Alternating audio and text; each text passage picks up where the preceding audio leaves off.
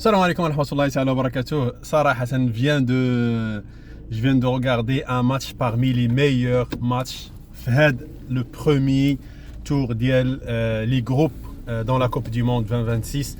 Je parle du match entre l'Équateur et le Curaçao qui était vraiment malhama comme on dit en arabe.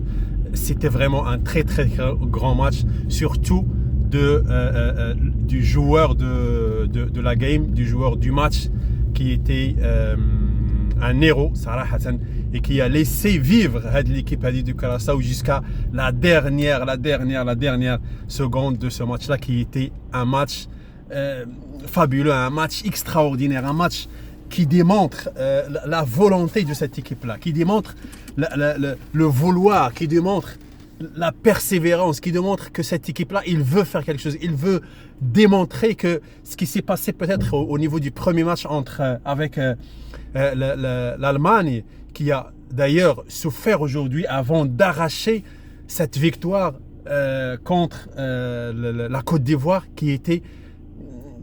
Je comprends pas. C'est ça la différence là entre une équipe qui veut, une équipe qui a tout donné.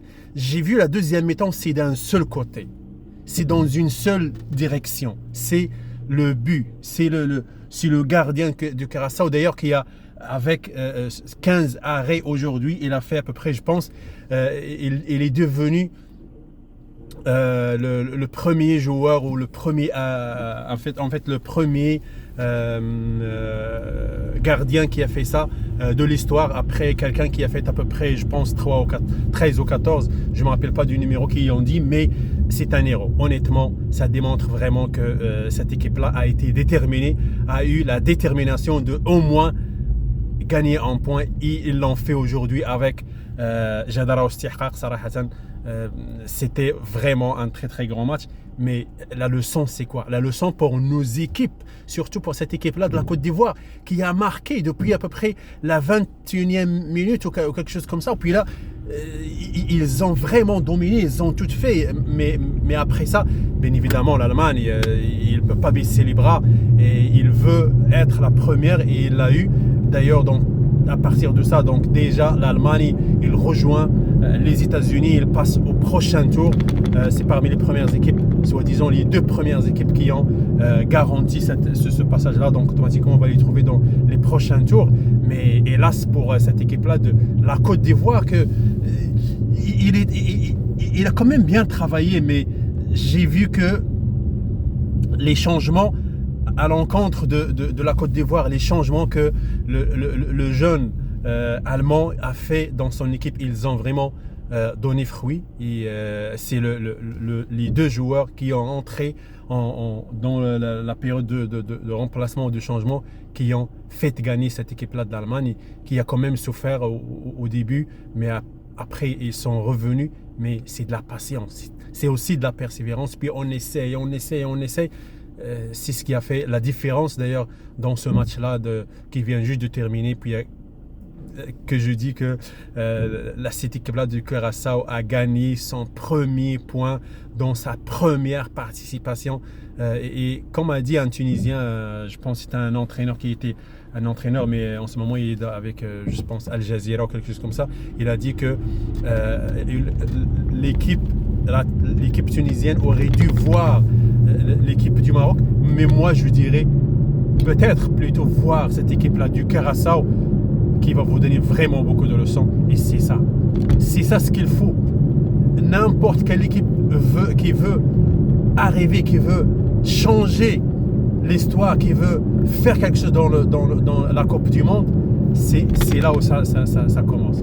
Et un dernier point que je veux dire, si il y a dans ce match-là un entraîneur ou quelqu'un qui mérite son salaire, en tout cas, c'était l'entraîneur de l'équipe de l'Équateur, qui n'a jamais, moi je ne l'ai pas vu assis sur son banc depuis le début du match. Il est comme ce qu'on dit, comme s'il a de la diarrhée, puis là il fait des va-et-vient, mais bon, je ne vais pas dire malheureusement, mais ce qui est fait est fait. pour lui, ça n'a pas tout ce qu'il a fait, ça n'a pas donné fruit.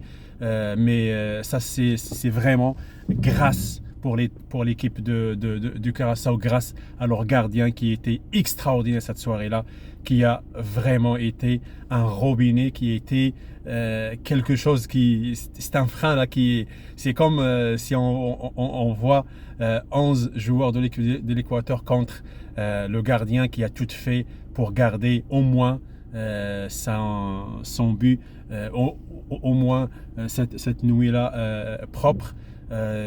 Malgré qu'il a déjà eu à peu près 7 buts dans le premier match d'ouverture contre l'Allemagne, 7 buts à 1, c'était fatal. Mais regardez cette équipe-là qui n'a jamais baissé les bras, alors qu'une autre équipe, il aurait dû dire c'est fini. C'est la première fois qu'on est là, on a encaissé 7 buts à 1.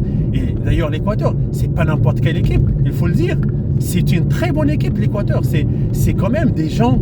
Et d'ailleurs, le Maroc a fait, je pense, 1-1 ou 1-0 ou 2-1, quelque chose comme ça, dans un match amical dernièrement, avant de commencer avant de commencer la compétition mondiale. Et du coup, c'est quand même une bonne équipe.